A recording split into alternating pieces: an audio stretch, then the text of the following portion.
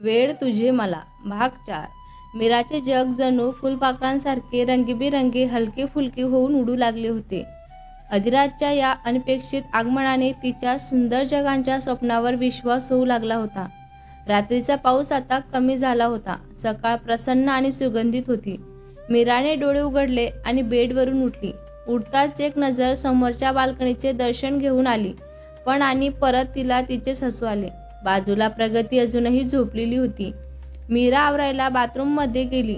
टावेलने केसवर बांधून बाल्कनीत जाऊन उभी होती की परत मागून आपल्या फाटक्या आवाजात प्रगती गुणगुणायला लागली. दिसला ग बाई दिसला, मला बघून गालात हसला. दिसला ग बाई दिसला. समोर अधिराज होता. आज जणू त्याला भान नव्हते. तो फक्त मीराला पाहत तसाच उभा राहिला. पावसांच्या हलक्या हलक्या सरी, धुंद धुंद वारा आणि ओल्या केसात सरी मागून दिसणारी कोमल निरागस हिऱ्यासारखी चककणारी त्यांची मीरा. मीराच्या फोनची रिंग वाजते. ती फोन बघते आणि काही वाजू लागते. प्रत्यक्ष क्षणी लाजून गुलाबी आणखीन गुलाबी होत जाते. मेसेज: ओले ओले रस्ते अजूनही ओले झाले, मंद धुन वारे अजूनही बेभान झाले. गंध तुझा घेऊन मज पाशी वाहून आले, मोहरलेले मन का माझे, वेडावले चित्त का माझे. माझे मलाच ना कळाले, माझे मलाच ना कळाले. अधिराज मागून प्रगतीने ही मेसेज वाचलेला असतो. प्रगती म्हणाली, हिरव्या हिरव्या वातावरणात एक मुलगी गुलाबी गुलाबी झाली बाबा. आता काही खरं नाही एका माणसांचं. मीरा लगेच फोन बंद करते आणि एक धपाटा प्रगतीच्या पाठीत घालते. मीरा म्हणाली, प्रगती तू खूप सावध झालेली आहेस हा. चला तयार व्हा आता, तुला घरी सोडून मला कॉलेजला निघायचं आहे. अरे घ्या, तुमचे मिस्टर हँडसम आले समोर. प्रगती लगेच बाल्कनीत येते. आकाश सुद्धा अधिराज सारखा 6 फूट गव्हाळा रंग आणि आर्मी स्टाईलची हेअरस्टाईल कट, पिवळदार शरीरयष्टीने दोघेही मित्रच होते. प्रगती म्हणाली, खरंच दिसला ग बाई, तो दिसला तुझा मित्र. कोणी माझी मैत्री करून सारे द्यायचे.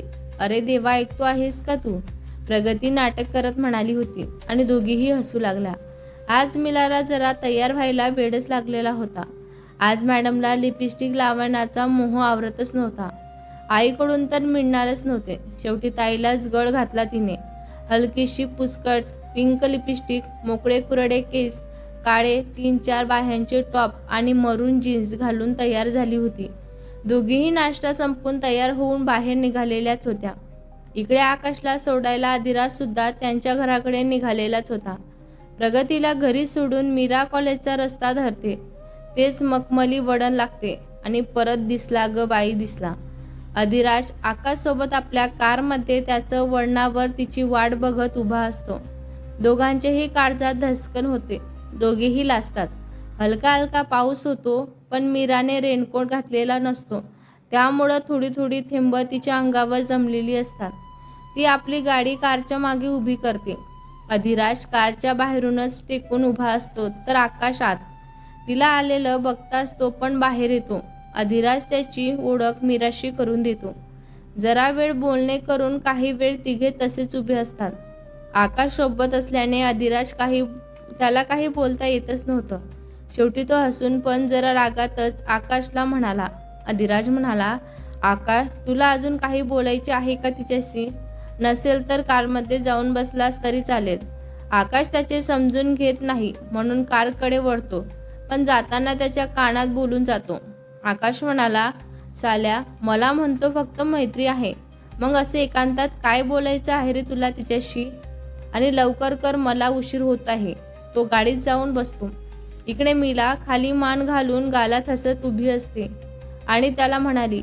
मीरा म्हणाली, मला माहीत नव्हतं तुम्ही कविता पण छान लिहिता. मला माहीत नाही तुम्हाला कविता पण छान लिहिता येतं. अधिराज म्हणाला, मला पण आजच कळालं हे. तुला बघून आपापच लिहिल्या गेलं माझ्याकडनं. खूप सुंदर दिसत होतीस तू, म्हणून असेच कदाचित. आता मीराला धडधायला झालेलं होतं. लाजून ती फक्त खाली पाहत होती. अधिराज म्हणाला, का ग, राग आला का माझ्या बोलण्याचा? ती नकारमार्थिक मान डोलवत म्हणाली होती, पण अजून नजर खालीच असते. अधिराज तिला असं लाजताना पहिल्यांदाच बघत होता. त्याला विश्वासच नव्हता की तीच मीरा आहे म्हणून, जी कालपर्यंत फक्त एक मैत्री होती त्याची. तो हळूच एका बोटाने तिचा चेहरा वर करतो. अधिराज म्हणाला, तू अशी लाजू नको शार. मला धडधडायला होतं माझ्या मनामध्ये. मीरा पटकन आपल्या गाडीकडे वळते आणि कॉलेजला उशीर होईल म्हणून निघू लागते. अधिराज फक्त गालात हसत तिला बघत उभा असतो.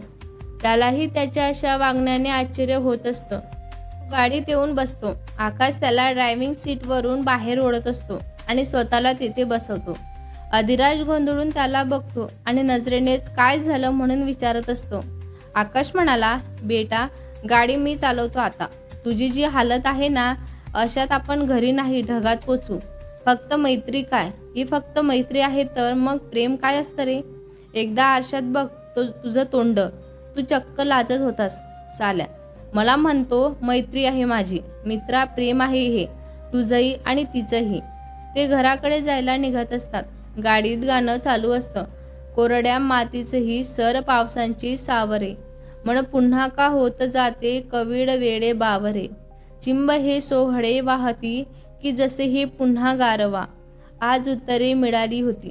व्यक्त झाले नसले तरीही उमजलेले होते. हो, हे प्रेमच होते. इकडं मीरा कॉलेजला येऊन पोचली होती.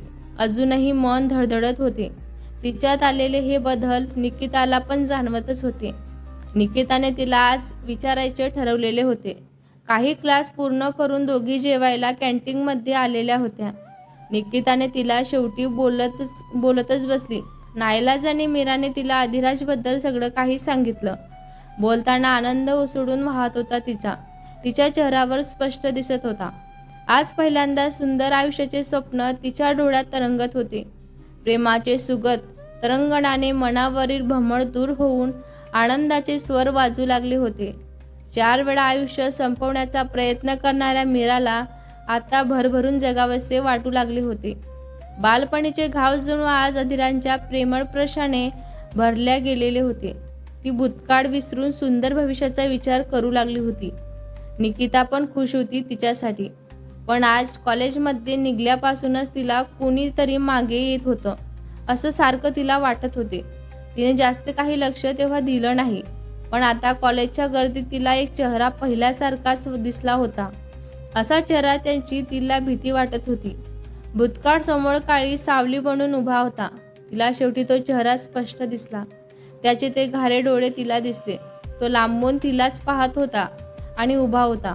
हा तोच होता ज्याने कधी काळी मीराचा जीव नकोसा करून टाकलेला होता. आजही मीराला त्याचं नाव सुद्धा ठाऊक नव्हते. हा तोच होता ज्याने मीराला तिच्या आईबद्दल बरं वाईट असे बरेच काही तिला सांगितलेले होते. जो तिला सगळीकडे फॉलो करायचा, तिला धमकायचा की तिने त्याचे आयुष्य उद्ध्वस्त केले. तो हाच त्याचाच बदला घेईल आता. मीराच्या चेहऱ्यावरचे भाव संपूर्ण बदललेले होते. एक भीती तिच्या चेहऱ्यावर दिसतच होती. निकिता गोंधळून तिला विचारू लागली. निकिता म्हणाली, मीरा अगं काय झालं तुला? तू ठीक तर आहेस ना? इतकी का घाबरलेली आहेस तू? काय झालं सांग ना मला. मीराच्या तोंडून आता शब्दही निघत नव्हते. ती घाईतच निकिताला घेऊन क्लासमध्ये गेली. ती थरथरत होती. चेहऱ्यांवर घामाच्या धारा लागलेल्या होत्या. तिला रडू कोसळले होते. सकाळी इतक्या हसण्या खेळणाऱ्या मीराला आता असं बघून निकिताला खूप वाईट वाटत होते. पण तिला काहीच कळालेले नव्हते. क्लासमधल्या काही पोरांनी पण तिची विचारपूस केली, पण ती काहीच बोलली नाही. काही वेळाने तो माणूस कॉलेजमध्ये नाही याची खात्री करून ती घरी जायला निघाली होती. रस्त्यात झालाच घोड. तो तिला कॉलेजच्या जवळच एका चौकात उभा दिसला. ती दिसताच त्याने तिला अडवले. तो माणूस म्हणाला, अरे वा, ओळखत पण नाहीस वाटतं. असं मला तरी वाटतं तू आता. तुला काय वाटलं ग? मी तुझं कॉलेज माहिती नाही करू शकणार का? तुला हिशोब पूर्ण करायचा आहे जे तू माझ्यासोबत केलं ना त्याचा. मीरा त्याला जरा रागातच रस्ता ओलांडायला लागली आणि म्हणायला लागली आणि स्पीडने आपली गाडी घराकडे घेत होती. घरी येताच ती बाथरूममध्ये गेली आणि शॉवर खाली जाऊन उभी राहिली. तिला रडू कोसळलेले होते. सकाळचा अधिराजचा चेहरा आठवत होता. भूतकाळात झालेल्या सगळ्या घटना तिच्या डोळ्यांसमोरून एक एक करून जातच होत्या. ती तयार होऊन तशीच बेडवर जाऊन लोटली. आता रोज तोच तिच्या कॉलेजमध्ये चक्रा मारू लागलेला होता. तिला घरी जाताना अडवू लागलेला होता. परत तेच सगळे घाव तो तिला देऊन पाहत होता. तिच्या वागण्यात बदल होत चाललेला होता आणि हे अधिराज पण नोटीस करतच होता. पण तो कंपनीच्या नवीन कामात खूप व्यस्त झालेला होता. त्यामुळं तिला भेटायला जाणं त्याला जमतच नव्हते. तरी त्याने 2-3 वेळा तिला कॉल केला, पण ती कॉल काही घेत नव्हती. त्याच्या मॅसेजला पण ती जास्त रिस्पॉन्स देत नव्हती. तो घरीही गेला तिच्या, पण त्याला तिच्याशी उघडपणे बोलणं होतच नव्हतं. असेच 15 दिवस होऊन गेले होते. रोज रोज तेच सगळं होऊ लागलेलं होतं. बालपणीचे मनात खोल दडवलेले नैराश्याचे भाव परत वर डोकं काढू लागले होते. सुखी आयुष्याचे स्वप्न आताच ती पाहू लागली होती आणि परत ती नैराश्याच्या खोल दरीत खेचली जाऊ लागली होती. तिने एकदा परत प्रगतीला हे सगळं सांगितलेलं होतं. प्रगती पण खूप टेन्शनमध्ये आलेली होती. तिला भीतीसुद्धा होती. परत मीरा याआधी जे काही केलं तिनं तिच्या डोक्यामध्ये येऊ नये आता परत. आता अरिराजला राहिलं गेलं नाही. त्याने प्रगतीला विचारायचे ठरवले, पण तिचा नंबर नव्हता तिच्याकडे. त्याला तिचे कॉलेज माहिती होते. त्याने आकाशला या कामासाठी लावले. आज सकाळीच आकाश प्रगतीच्या कॉलेजच्या बाहेर उभा येऊन राहिला होता. तिला लांबूनच तो दिसला. तिनेच त्याला हात सुद्धा दाखवला. तसा तो तिच्या जवळ आला. त्याने तिचा नंबर मागितला आणि मीराची विचारपूस करू लागला होता. प्रगतीने त्याला झाला सगळा प्रकार सांगितला. त्याला तिच्या बोलण्यात मीराबद्दलची काळजी स्पष्ट दिसत होती. वेळेची गंभीरता त्याच्या लक्षात आली होती. त्यानं लगेच अधिराजला तिचा नंबर पाठवला. अधिराजने तिला कॉल केला. तिने त्याला सगळी माहिती दिली. इकडे मीराला आता हे असह्य होत होते. परत तेच दिवस जगण्याची तिची मुळीच हिंमत होत नव्हती. तिने या नैराश्यामुळं खूप काही सोसलेले होते. डॉक्टरचे इलाज, औषधांनी होणारा दुष्परिणाम, शेजार-पाजारांचे टोमणे, खूप काही. आता परत तेच सगळं चालू होतं. तिची हिंमत संपलेली होती आता. अंत्या रात्री हे सगळं संपवण्याचा तिने निर्णय घेतला. मीरा गेल्या काही दिवसापासून डिस्टर्बच आहे हे अधिराजला सुद्धा कळालेलंच होतं. ना राहून त्याने प्रगतीला कॉल केलेला होता. अधिराज म्हणाला, हॅलो प्रगती, मी अधिराज बोलतोय ग. प्रगती म्हणाली, हाय. हो, तुमचाच नंबर आहे माझ्याकडं. बोला ना, कसं काय कॉल केला तुम्ही मला?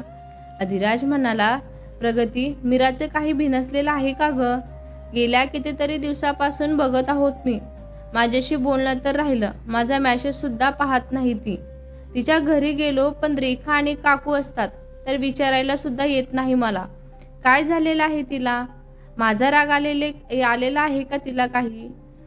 प्रगती म्हणाली, तसं सांगणार नव्हते, पण मला तिची आता खूप काळजी वाटू राहिलेली आहे म्हणून तुम्हाला सांगते मी. तुम्हाला आठवत असेल, शाळेत असताना एक मुलगा सारखा तिला फॉलो करायचा, तिच्यावर कसले कसले आरोप करायचा. अधिराज म्हणाला, हो, हे तर मला सगळं माहिती आहे आणि तिनं मला एकदा सांगितलं सुद्धा होतं. पण त्याचं काय ग? तो तर शाळेत यायचा ना? प्रगती म्हणाली, हो यायचा, पण आता त्याला तिचे कॉलेजसुद्धा माहिती झालेले आहे. गेल्या कित्येक दिवस तो तिला फॉलो करत आहे. ती खूप टेन्शनमध्ये आहे अधिराज. तो माणूस अगदी वेडा आणि विकृत वृत्तीचा आहे. त्याचे तपकिरी डोळे आणि घोगऱ्या आवाजांची तर मला पण भीती वाटत असते.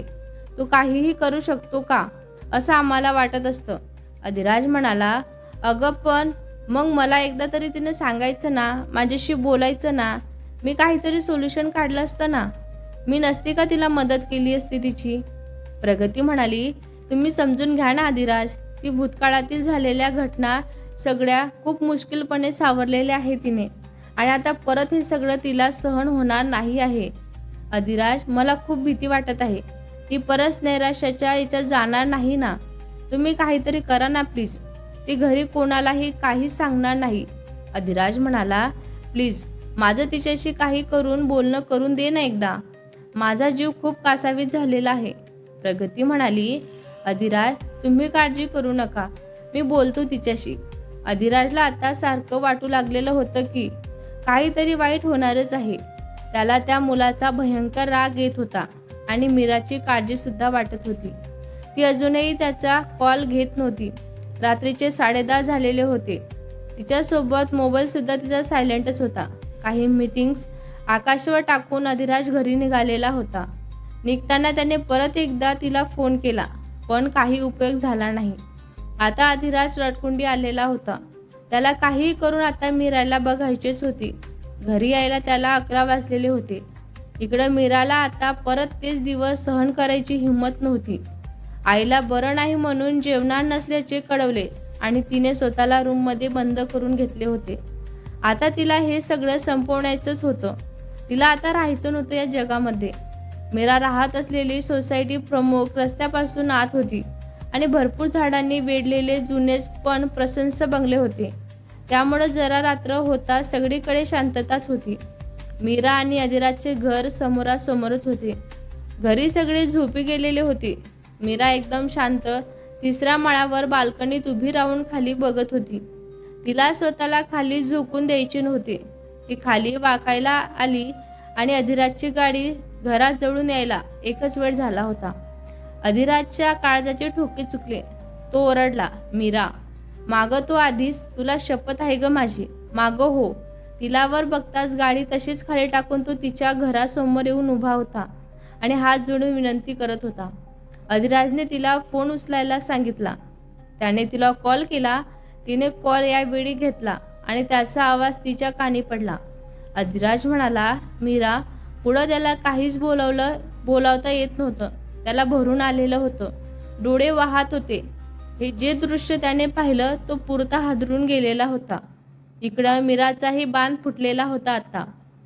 आतापर्यंत थांबवलेले अश्रू आता भरभरून वाहू लागले होते. बराच वेळ ते दोघेही फक्त रडत होते. शब्द दोघांनाही बोलवता येत नव्हते. अधिराज म्हणाला, मीरा मला जर खरंच मित्र समजत असेल तर सकाळी मला नेहमीच्या वळणावर भेटशील तू. मी तुझी वाट पाहील. तू ये या नको येऊ, मी तिथेच उभा असेल. आणि त्याने फोन ठेवून दिला. आपल्या रूममध्ये आला, तोंडांवर पाणी मारले आणि बेडवर आडवा झाला. त्याला राहून राहून गैवरून येत होते. आकाशही त्याची काळजी वाटतच होती. त्याने अधिराजला कॉल केला. आकाश म्हणाला, अधिराज पोचलास का रे तू घरी? सगळे ठीक आहे ना? मीराशी बोललास का तू? काय झालं, कळालं का रे तुला? त्याचा आवाज ऐकून अधिराजला आणखीनच रडू कोसळले. अधिराज काहीही न बोलता सरळ त्याच्या घराकडे निघाला. खालून त्यानं परत अधिराजला कॉल केला आणि त्याला दार उघडायला लावले. अधिराजच्या खोलीत जाताच अधिराज त्याला मिठी मारून हसमून रडू लागला होता. त्याला असे आकाशने पहिल्यांदाच रडताना पाहिलेले होते. आकाशच्याही डोळ्यात पाणी जमा झालेलंच होतं. अधिराज म्हणाला, यार आकाश, हे असं कसं करू शकते रे? मला एकदा बोलायचं ना, मी केली असते ना तिची मदत. मला सांगितलं असतं, काहीतरी झालं असतं ना रे. असले काही करताना माझा एकदाही विचार केला नसेल का रे तिने? मला कायमची सोडून जायला निघाली होती रे ती. आकाश म्हणाला, अधिराज यार तू शांत हो ना आधी, पाणी पी जरा. तिला काहीही होणार नाही. यार तू माझा शेर आहेस. असा काय हातपाय गळून बसलेला आहेस रे तू? सगळ्यात आधी त्या मीराचा सोक्षमोक्ष लावू आपण. त्याला तर मी सोडणारच नाही, ज्याच्यामुळे माझा वाघ आज रडलेला आहे. आकाश हाताच्या मुठा आडतच बोलत होता. त्याने उद्या सकाळी त्या मुलाला फोडून काढायचे ठरवलेलेच होते. आकाश रात्री तिथंच थांबला. मीरा अजूनही रडत होती. रडता रडता पहाटे कधी तिचा डोळा लागला तिला सुद्धा कळालं नाही. 6 वाजता रेखाने तिला हाक मारून उठवलं. मीराला खूप त्रास होत होता. डोके जड झालेले होते तिचे. डोळे सुजून लाल झालेले होते. ती तशीच उठली आणि आवरून कॉलेजला जायला तयार झाली होती. ताईने विचारतात तिनं रात्री झोप न आल्याने डोळे सुजले असे सांगितलेले होते. ती जायला गाडी काढतच होती की प्रगतीचा फोन आला तिला. तिने गाडी प्रगतीच्या घराकडच्या दिशेने वळवली. तिने आकाश आधीच आपली कार घेऊन आलेला होता. काही वेळाने मीरा प्रगतीच्या घराजवळ पोचली. त्यांचा जरा अवतारच झालेला होता. रडून झालेला चेहरा आणि रात्रभर रडून सुजलेले डोळे अशी मीरा त्या दोघांना समोर उभी दिसली. तिला बघताच प्रगतीने तिला मिठी मारली. दोघींचे डोळे पाणावले. आकाशलाही भरून आलेलंच होतं. आकाश आणि अधिराजने सकाळीच प्रगतीला कॉल करून आजचा सगळा प्लॅन समजावून सांगितलेलाच होता. त्याप्रमाणे ती मीराला कॉलेज न जाता घरी यायला सांगत होती. तिथं स्कूटी पार्क करून आकाश तिला घेऊन त्यांच्या ऑफिसला येतो. इकडं अधिराज त्या मुलाची सगळी माहिती काढून घेतो आणि आज सकाळपासूनच त्याच्या सगळ्या हालचालींवर लक्ष देऊन असतो. कॉलेज सुटल्यावर तो मीराला फॉलो करेल त्याला माहीतच होतं. अधिराज ऑफिसमध्ये येतो आणि आपल्या केबिनमध्ये टेबलवर डोकं ठेवून बसतो. तशी त्याचीही रात्र डोळ्यांनीच गेली होती. रात्रभर आकाशचे काही फ्रेंड्स त्या मुलाची माहिती काढत असतात. एक पोलीस खात्यात असल्याने त्यांना माहिती लगेच भेटत असते. आकाश मीराला अधिराजच्या केबिनमध्ये आणत असतो. अजून ऑफिस स्टॉप आलेला नव्हता. मीराचा तसा अवतार बघताच अधिराजचे डोळे भरून येतात. त्याला रात्रीची बाल्कनीतली स्वतःला झोकून देणारी मीरा आठवत असते आणि सोबतच काही दिवसांपूर्वी पावसाआडून पाहणारी लाजणारी मीरा आठवत असते. त्याचं हृदय जरी एक भयानक स्वप्न बघत असतो ना, तो लगबगीने उठतो आणि जोरातच मीरावर ओरडायला लागतो. मीरा फक्त भावशून्य नजरेने त्याला पाहत असते. अधिराज म्हणाला, मीरा, काय होतं हे? तू काय करायला निघालीस होती? तुला कळतं का ग? मूर्ख आहे का तू? बोल ना, काहीतरी उत्तर दे. अगं, मठासारखे का बघू लागलीस माझ्याकडं? तो मीराला दंडाला धरून जवळजवळ ओरडूनच तिला विचारू लागला होता. त्याच्या ओरडण्यात फक्त भीती होती. मीराला गमावण्याची. प्रेम होतं. आकाश अधिराजला शांत व्हायला सांगत असतो, पण मीराज शांत राहणं त्याला अजूनही खटकत असतं. अधिराज म्हणाला, आकाश, नाही, मला कळू दे असं का केलं हिने म्हणून. एकदाही मला सांगावंसं का वाटलं नाही हिला? इतका मोठा निर्णय घेऊन ही मोकळी झाली होती. माझा विचार सुद्धा केला नाही हिने. आता मात्र अधिराजचा आवाज कातर झालेला होता. शब्द थरथरत होते त्याचे. डोळे वाहत होते आणि आता मीराचाही बांध तुटलेला होता. संयम संपलेला होता तिचा सुद्धा. ती अधिराजला मिठी मारून रडू लागलेली होती. आकाश त्यांना सोडून बाहेर निघून आला. प्रगतीचे बरेच मिस कॉल आलेले होते. त्याने लगेच तिला कॉल केला आणि मीरा ठीक असल्याचं कळवले. तो तिघांसाठी चहा आणायला गेला. मीरा आता जरा सावरलेली होती. आपण अधिराजच्या मिठीत होतो ही जाणीव तिला लाजून आणि सुखावून गेलेली होती. ती मिठी अगदी शुद्ध प्रेमाची, मायेची होती. ती जरा सावरल्यावर अधिराज त्यांच्या चेअरवर तर त्यासोबतच्या सोप्यांवर जाऊन बसली होती. आकाश चहा घेऊन आला होता. तिघांनीही चहा घेतला. आता त्यांना जरा बरं वाटत होतं. आज मीराला फक्त लास्ट लेक्चरसाठी कॉलेजला पाठवायचं होतं. तोपर्यंत मीरा ऑफिसमध्येच थांबणार होती.